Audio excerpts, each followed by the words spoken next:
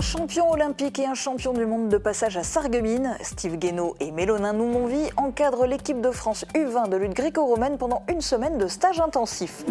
La commune de Valdouze a accueilli la sous-préfète pour présenter ses projets. La nouvelle aire de jeu, un projet à plus de 50 000 €, a déjà reçu de l'aide financière de l'État grâce à la DETR. La mairie et la salle communale devraient aussi être équipées de panneaux photovoltaïques. Le Conseil national du numérique de passage à Bitche, échange avec les élèves du lycée Tessier, visite de la microfolie et rencontre avec les enseignants et les élus, c'était l'occasion de faire le point sur les préoccupations liées au numérique. Nouvelle partition pour Arpège. Après 4 ans de silence, l'association reprend du service au sein de l'institution Sainte-Chrétienne-la-Salle à Sarreguemines. La reprise s'est faite avec Rimbaud et Verlaine en musique par la compagnie Le Vent en Poupe. Bienvenue sur Mosaïque Cristal. Après l'actu, on ira faire des expériences dans le labo. Nos scientifiques déjantés, un brin écolo, se sont penchés sur le problème du gaspillage alimentaire. On commence avec du sport. L'ASS Lutte, plus que jamais club formateur de champions. Reconnu aussi pour ses infrastructures, le club sarregueminois accueille cette semaine un stage intensif de l'équipe de France U20 de lutte gréco-romaine, encadré par les 2 plus grandes pointures de la discipline. Reportage de Julie Malika, Victor Duflo et Morane Grandcola.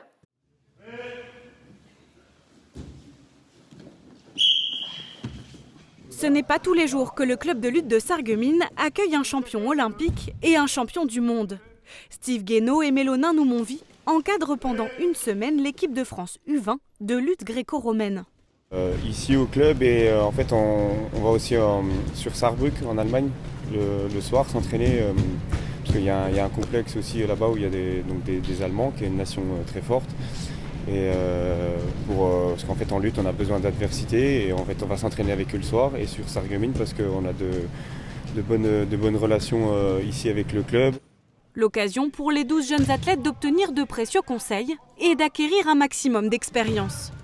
C'est un privilège parce que même dans les autres pays, il n'y en a pas beaucoup des champions du monde et des champions olympiques qui peuvent entraîner. Donc niveau expérience et expertise, il y a beaucoup de choses à apprendre. C'est extraordinaire, ils nous apprennent plein de choses, ils sont très, très sur nous, très sérieux, et c'est toujours un plaisir et toujours une fierté aussi. Bien sûr, parce qu'on veut devenir comme eux, donc ça nous pousse. Ce stage a reboosté les jeunes lutteurs qui deviendront eux aussi de futurs champions. La petite commune de Valdouze a reçu hier matin la visite de la sous-préfète de l'arrondissement, Dominique Laurent. Elle a rencontré une partie de l'équipe municipale qui lui a présenté le village. Une visite guidée par le maire, Émile Oliger. Découverte d'entreprises et présentation de projets étaient au programme. Reportage de Thibaut Desmerlé. Un petit arrêt dans le pays de Bitche. Dominique Laurent s'est rendu à la mairie de Valdouze pour échanger avec les élus de la commune. Après une présentation rapide du village, le maire, Émile Oliger, lui a parlé des différents projets et demandes potentielles de subventions. L'aire de jeu devrait commencer dans les prochains jours et devrait être terminée avant le printemps. Et puis après, on préconise du photovoltaïque parce qu'il y a des chauffages qui sont en train, il faut qu'ils changent. La nouvelle aire de jeu, un projet à plus de 50 000 €, a déjà reçu de l'aide financière de la région et de l'État grâce à la DETR. Les ouvriers communaux s'occuperont de la rénovation des 2 ponts en bois, financés pour le moment par la commune. Les panneaux photovoltaïques concerneraient le toit de la salle communale et celui de la mairie. 2 bâtiments que l'équipe municipale souhaiterait repeindre, un coût estimé à 12 000 € qu'elle autofinancerait. 2 des 12 entreprises sur Valdouze ont été visitées par la représentante de l'État. L'exploitation agricole Kirsch, spécialisée en élevage avec 150 bovins, et la société Conrad. Dominique Laurent a rencontré les dirigeants de cette entreprise spécialisée dans la mécano-soudure et l'usinage de grandes pièces soudées. Ils ont acheté un terrain sur lequel ils souhaiteraient construire une extension pour leur production. Mais la parcelle était dans le plan local d'urbanisme intercommunal qui a été annulé. La situation est bloquée. À l'heure actuelle, il nous manque un permis de construire. Autrement dit, on est sur un terrain, on a du terrain, mais le terrain n'est pas constructible à l'heure actuelle. On a pas mal de demandes au niveau des clients pour de nouveaux projets, aussi bien qu'à l'international que au niveau national. Et à l'heure actuelle, on a un vrai manque de place, aussi bien place que manque d'effectifs également. La société emploie pour le moment 54 personnes sur le site de Valdouze. La sous-préfète va étudier le cas de son côté et va essayer de trouver une solution légale pour accélérer le projet d'agrandissement. Le nouvel PE, lui, n'arrivera pas avant quelques années. Le numérique et les écrans de manière générale ont une très grande place dans nos vies. Peu importe l'âge, nous sommes continuellement en lien avec le numérique. Il est donc important de connaître les conséquences de son utilisation et de comprendre son fonctionnement. C'est la raison d'être du Conseil national du numérique. Et dans le cadre de l'initiative Itinéraire numérique créée en juin dernier, 2 acteurs de ce conseil sont venus échanger avec des élèves du lycée Tessier de Bitche. Reportage d'Emilie Hazel. Parler de TikTok, Instagram ou d'autres réseaux sociaux, c'est peu commun dans l'enceinte d'une école. Les membres du Conseil national du numérique, Jean-Baptiste Manetti et Agathe Bougon, étaient de passage à Bitche dans le cadre de l'initiative Itinéraire numérique. L'intérêt pour nous, il est d'écouter globalement ce que chacun a à dire vis-à-vis du numérique, quelles sont les pratiques, peut-être les enjeux que chacun identifie, et de pouvoir les mettre en perspective avec les travaux que nous réalisons au Conseil, avec comme objectif de réfléchir à la place du numérique aujourd'hui dans la société et la place qu'on veut lui donner. Une quarantaine d'élèves de première des spécialités histoire, géographie, géopolitique et sciences politiques, ainsi que de langue et culture anglaise, ont pu assister à cette rencontre. L'échange s'est fait sur les thèmes de l'économie de l'attention et du numérique et de la démocratie. Cette intervention s'inscrit dans la continuité du programme des 2 spécialités. C'est à la fois une opportunité d'entendre un discours peut-être plus scientifique, et puis en même temps d'échanger avec des interlocuteurs qui font le tour de la France, qui réfléchissent à ces questions du numérique au sein de la société. Donc voilà, c'était donner une autre dimension à l'approche des médias au sein de nos cours de spécialité. C'est une rencontre qui a intéressé les élèves. Ce que j'ai trouvé de positif d'ailleurs, c'est qu'on ne parle pas négativement, c'est-à-dire que j'avais plusieurs fois entendu des morales plutôt là-dessus, sur ne pas trop être sur les écrans, éviter TikTok. Mais là, c'est bien parce qu'on a parlé de façon assez positive. Et ça permet d'affiner les choses. On a appris les petits mondes. Moi, je connaissais ce principe sous un nom, mais pas sous un autre. Ce qui m'a interpellé, c'est surtout qu'on parle des IA parce que c'est quelque chose de très très très récent. Et même d'ailleurs quelque chose de pas tout à fait fini. On voit encore ChatGPT qui fait des siennes. Et de voir que déjà on nous met en garde à propos de ça et il fallait voir encore dans la classe, il y avait 3 personnes qui étaient au courant que ça existait, alors effectivement c'est pas encore très démocratisé. Jean-Baptiste Manetti et Agathe Bougon se sont ensuite rendus à la Microfolie pour débattre avec des enseignants et des conseillers municipaux sur les inégalités d'accès à la culture et la fracture numérique. Saint-Valentin avant l'heure au lycée Henri Nominet de Sarreguemines. Chaque veille de vacances scolaires, le CVL, le Conseil de la ville lycéenne, organise une journée à thème. Aujourd'hui, une distribution de roses était organisée. Marie-Morgane Pires vous en dit plus. Bonjour, excusez du dérangement. On est venu pour distribuer les roses. Des membres du CVL, le Conseil de la vie lycéenne, parcourent les salles de classe du lycée Henri Nominet, un pot de roses sous le bras. Il y a quelques jours, ils ont proposé à l'ensemble des élèves de l'établissement ainsi qu'à l'équipe pédagogique d'acheter une rose en précisant à qui ils voulaient l'offrir. Le CVL les distribue aujourd'hui anonymement aux 319 heureux élus. Un joli témoignage d'amitié et d'affection, le thème choisi pour cette veille de vacances scolaires. Les bénéfices de cette opération permettront au Conseil de la vie lycéenne d'aider au financement de plusieurs projets, notamment le bal de fin d'année mis en place par le foyer socio-éducatif, mais aussi pour la rénovation de leur nouveau foyer dans le hall. La poésie sous un angle atypique, la compagnie Le Vent en Poupe a choisi de mettre en musique les écrits de grands poètes pour faire découvrir d'une autre manière la poésie.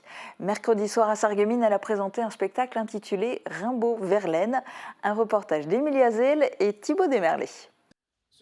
Les portraits de 2 poètes assistent au spectacle musical qui reprend leurs œuvres. Les artistes sur scène ont débuté avec le poème à Climène de Rimbaud. Puisque ta voix, étrange vision qui dérange et trouble l'horizon. Mercredi soir, à la salle Arpège de l'institution Sainte-Chrétienne de Sarreguemines, la compagnie Le Vent en Poupe a mis en musique des poèmes d'Arthur Rimbaud et de Paul Verlaine. Virginie Schelcher et Dominique Zinderstein sont les fondateurs de cette compagnie. La troupe présente principalement des spectacles musicaux axés sur la poésie. Les 2 artistes écrivent et composent également leurs propres chansons. La soirée a permis de relancer l'association Arpège, organisatrice de l'événement, après un changement de comité et une pause de 4 ans. Composée d'une 40aine de membres, l'association met à l'honneur les arts, la culture et les sciences humaines depuis 30 ans. Et longue vie à Arpège. Et nous maintenant, on regarde les prévisions de Météo France pour demain avant d'aller au labo. Couverture et zinguerie, une toiture Moder Habitat apporte sécurité, protection et pérennité par tous les temps. Retrouvez votre programme avec le Crédit Mutuel, partenaire des grands événements de votre région. Une banque qui appartient à ses clients, ça change tout. Bonjour tout le monde. Après une semaine passée sous le soleil, c'est un temps un peu plus gris que l'on retrouve pour ce week-end. Mais qui dit ciel plus couvert, dit température plus douce. Les minimales resteront au-dessus des 0 degrés et les maximales iront de 5 à 7 degrés. Demain, nous fêtons les Séverins et il fera jour de 7h51 à 17h47. Passez tous une belle journée et un très bon week-end.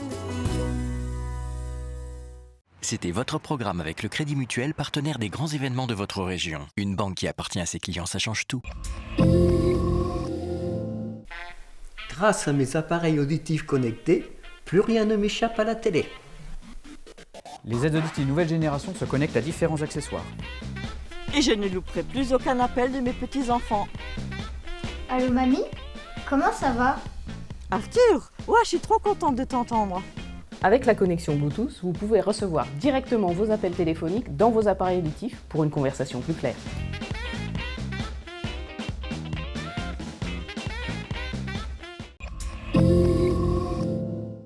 Ce dimanche à 14h30 sur Mosaïque Cristal, les joueurs du FC Auvergne Moderne accueilleront le Sarreguemines Football Club. Après un match nul à l'aller qui s'est terminé avec 4 buts pour chaque équipe, les Sarregueminois auront à cœur de prendre leur revanche. Ne manquez pas la rencontre qui sera diffusée en direct et en exclusivité sur Mosaïque Cristal. Dans notre émission d'écologie déjantée, le labo, on vous parle de l'ampleur du gaspillage alimentaire et des solutions possibles pour le réduire. Je vous laisse en compagnie de nos savants fous. Salut à toutes et salut à tous et bienvenue dans le Labo, votre émission sur l'écologie, la nature et l'environnement. Enfilez bien vos blouses parce qu'aujourd'hui on va chercher une solution contre le gaspillage alimentaire. Et justement avec Margot on cherchait un moyen de se débarrasser de tous les restes qu'on a dans le frigo, donc on a décidé de faire un genre de pâte pour fertiliser nos plantes. Ça va, tu t'en sors? Ouais, pas trop là, c'est un peu galère à mélanger, mais avec le batteur électrique ça devrait aller mieux. Mais trêve de bavardage, le temps qu'on ait fini tout ça, je vous laisse découvrir le sommaire. Qu'on parle de viande, de fruits, de légumes ou d'un bon burger triple fromage, on va pas se mentir, on a tous déjà jeté nos restes à la poubelle. Chaque année, des tonnes de déchets alimentaires sont gaspillés de cette manière, et au labo, ça nous a donné envie de nous pencher sur le sujet. Notre journaliste de choc Thibaut a exploré plus en détail le problème du gaspillage alimentaire et va nous l'expliquer dans sa chronique. Après ça, on laisse la place à Margot qui nous a concocté un petit tuto pour bien organiser son frigo et sa consommation hebdomadaire, histoire de jeter le moins possible. Et pour finir, mon invité, ce sera Pauline Fatt de l'association Les Chabots, qui sensibilise entre autres au gaspillage alimentaire. C'est parti! On vous parle souvent du gaspillage alimentaire à la maison quand vous et moi, on jette un produit sans le consommer. Mais ce qu'il faut savoir, c'est que le gaspillage alimentaire intervient dans chaque étape de production d'un produit. Pour mieux visualiser la chose, on va se servir d'un exemple concret. Banane. J'ai donc ici 6 bananes qui, comme tous les produits alimentaires, vont devoir passer différentes étapes avant de finir chez vous. La première étape, c'est l'étape de production, comprenez le moment où on cultive nos bananes. Déjà là, beaucoup de facteurs entrent en jeu, infrastructures, conditions climatiques, ce qui fait que déjà 30% de nos bananes sont gaspillées. On en enlève 2. Vient ensuite le moment du stockage où on entrepose le produit et là aussi on atteint 20% de perte. J'enlève une banane. Arrive ensuite le conditionnement lorsqu'on emballe le produit et la distribution où il est transporté jusqu'au supermarché. Ensemble, ces étapes atteignent 20% de perte, j'enlève donc 2 bananes. Et enfin, on arrive à la dernière étape, quand vous achetez vos bananes et que vous les ramenez à la maison, c'est là qu'arrive la plus grosse part du gaspillage qui représente environ 50%. Bon, il me reste qu'une banane, vous comprenez bien que je ne vais pas la couper en deux, mais vous voyez l'idée. On est parti de 6 bananes produites, il nous en reste plus qu'une, de quoi vous donner un petit peu une idée de l'ampleur du gaspillage alimentaire. Pour le reste, c'est Thibaut qui va nous l'expliquer. Allô Thibaut ?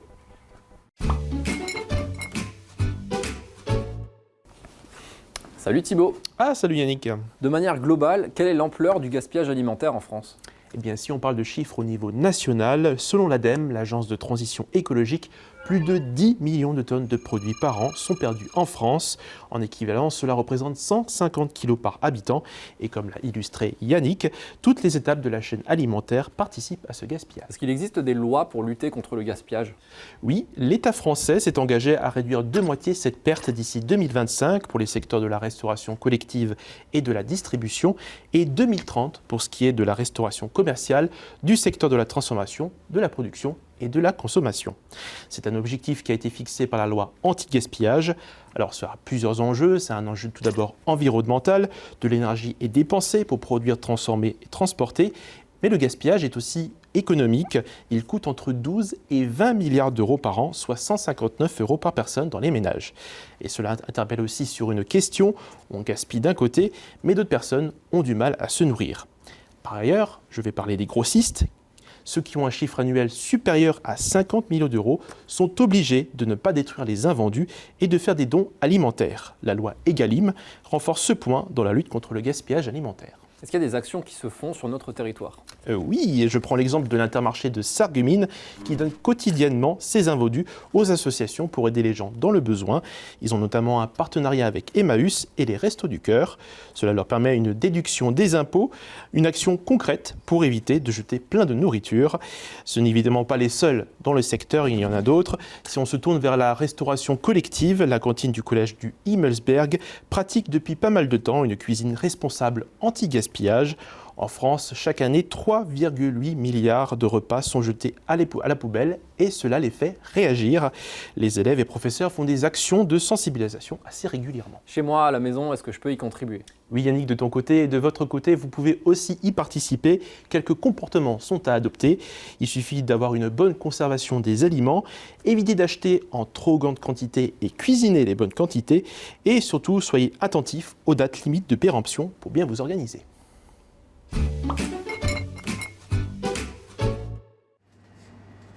Sauver le maximum d'invendus. Une philosophie que partagent aujourd'hui énormément de commerces. C'est le cas du côté de la boulangerie Amer-Vincent à Rallin et du côté du Cora de Sarreguemines. Ils ont un autre point commun, ils utilisent tous les deux l'application anti-gaspi qui fait un tabac, Too Good To Go. Le principe est simple, vendre des paniers d'invendus à moindre coût pour le client. Les sacs ils partent aussi vite qu'on les met sur site. Nous trouvons un peu tout ce qui est produits frais traiteurs directement des stands qui arrivent à échéance de date. Et ces sacs sont encore agrémentés par les autres produits frais industriels. Au Cora, le client paie 4 € pour un sac d'une valeur de 15 à 23 €. L'enseigne utilise cette application depuis sa création en 2015. Les sacs sont réservés sur l'application, préparés, conservés et donnés à une heure de rendez-vous au point de la poste. Cora France a ainsi vendu plus de 11 060 sacs au mois de novembre 2022. À la boulangerie Amer-Vincent, le succès était rapide dès la première année d'utilisation en 2021. Les clients sont demandeurs. Ici, 2 paniers sont proposés par jour au minimum. Mais l'anti-gaspillage se pratiquait bien avant Too Good To Go. Alors c'est vrai qu'avant l'application Too Good To Go, on le fait d'ailleurs encore aujourd'hui, on proposait des sachets de la veille, on proposait également des sacs de pain rassis que souvent les agriculteurs utilisent pour nourrir leur bétail. Un panier à 4 € d'une valeur de 12 €, la boulangerie récupère 3 €. Elle a sauvé plus de 855 sacs en 2022. Grâce à l'application, les clients peuvent réaliser des économies, mais c'est aussi un avantage pour le commerçant. J'arrive vers 17h, si je vois qu'il y a énormément de marchandises restantes, je propose plus de paniers pour éviter de gaspiller les matières premières aussi, qui ont un coût actuellement vraiment très très élevé. Ça permet quand même de rattraper un côté financier également. À noter que le client ne décide pas du contenu du panier. Too Good To Go précise aussi sur son site internet qu'un panier surprise correspond en moyenne à 1 kg de nourriture et donc 2,5 kg de CO2 économisés. Un des buts de l'application est de réduire l'empreinte carbone générée par le gaspillage alimentaire.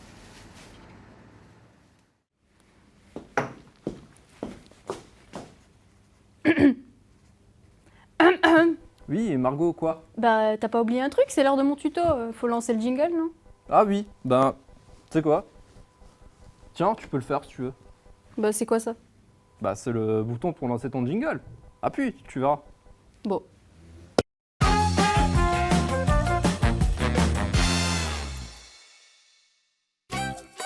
Pour ce tuto, vous aurez besoin de 6 petites boîtes de rangement transparentes, d'autant de petites étiquettes et d'un marqueur permanent. Alors, ce que je vous propose aujourd'hui, c'est plus une astuce qu'un tuto. J'ai remarqué que la raison numéro 1 au gaspillage alimentaire, c'est qu'on achète des aliments et puis on les oublie au fond du frigo. Ça m'arrive parfois et je sais que vous aussi. Cette astuce, elle est simple à faire et économique. Vous allez prendre 6 petits bacs comme celui-ci, alors des grands et des petits, et vous allez inscrire les jours de la semaine dessus à l'aide d'une petite étiquette. Voilà, ça c'est fait, et en fait le plus gros du boulot il va se faire pendant les courses, ou plutôt avant, car il va falloir prévoir à l'avance ce que vous allez manger durant la semaine. Par exemple, vous vous dites le lundi c'est pâte bolo, le mardi c'est gratin de légumes, etc. etc. Ça peut être des plats tout simples. Et en fait en rentrant des courses, vous allez mettre tous vos ingrédients dans les bacs du jour de la semaine correspondant. Alors ça peut aller jusqu'au yaourt du midi ou même la banane du petit déjeuner. Mais comme ça, vous êtes sûr que tout ce que vous avez acheté sera mangé en temps et en heure. Bon, après, si vous mangez le yaourt qui était prévu le mardi, le jeudi, c'est pas un crime. Mais au moins, comme ça, vous avez un meilleur aperçu de ce qu'il y a dans votre frigo au jour le jour et plus d'excuses pour gaspiller la nourriture. Voilà, c'était le tuto de Gogo, j'espère qu'il vous a plu, à bientôt dans le labo. Notre invitée cette semaine, c'est Pauline Fatt de l'association Les Chabots. Bonjour Pauline. Bonjour. Alors d'abord, est-ce que vous pouvez me présenter l'association? C'est quoi Les Chabots exactement? Bien sûr, alors Les Chabots, c'est une association qui est née à Reyers-du-Lert il y a environ 2 ans. Et elle est née de la rencontre entre Lucie Bauer et moi. Et en fait, on s'est rendu compte qu'on avait un peu la même sensibilité à tout ce qui touchait à la nature, à l'environnement. En fait, on entendait beaucoup de choses aux informations à la télé, les rapports du GIEC, des choses assez anxiogènes. Et puis on avait toutes les deux envie d'agir par rapport à ça. Et on s'est dit, bon, ben, autant commencer là où on peut, donc au niveau local. Et c'est pour ça qu'on a créé l'association. Alors justement, selon vous, qu'est-ce qu'on peut faire pour réduire le gaspillage alimentaire? Alors, pour réduire le gaspillage alimentaire, il y a pas mal de choses. Mais je pense que pour gaspiller moins, il faut déjà consommer mieux. Donc au niveau de la consommation, c'est vrai que si on prend la consommation de viande par exemple, c'est un point qui est assez... on sent qu'on peut faire bouger les choses assez rapidement. Quand on voit qu'un steak haché de 200 grammes demande à peu près 3000 litres d'eau, on se dit que bon, déjà si on en achète, autant le manger et pas qu'il finisse à la poubelle. Donc voilà, consommer mieux. Vous qui êtes en première ligne, est-ce que vous pensez que les enfants et les adultes sont assez sensibilisés sur ce problème-là? Alors franchement oui, je pense qu'il faut habiter dans une grotte pour pas être au courant. Maintenant, que les gens soient au courant, c'est une chose, qu'ils aient les leviers d'action pour agir, c'en est une autre. Donc nous, ce qu'on essaye de faire, c'est justement leur donner des pistes pour adresser ces différents problèmes. Dans l'optique là, justement, à l'association, qu'est-ce que vous proposez concrètement? Alors concrètement, on fait des formations au compostage, puisque le compostage, ça reste quand même une super solution pour réduire ces déchets, ces biodéchets, ces déchets alimentaires. Et donc on explique, on a un tableau avec différentes images et on explique de manière ludique ce qu'on peut mettre dans un composteur ou pas, etc. Et comment je fais si je veux m'inscrire ou participer à ce genre d'atelier là? C'est très simple, vous allez soit sur notre site internet leschabots.org ou alors vous allez sur notre page Facebook et puis vous nous envoyez un message. Pauline, merci beaucoup. Merci à vous. Le labo c'est terminé pour cette fois-ci, on se donne rendez-vous le mois prochain pour une nouvelle émission.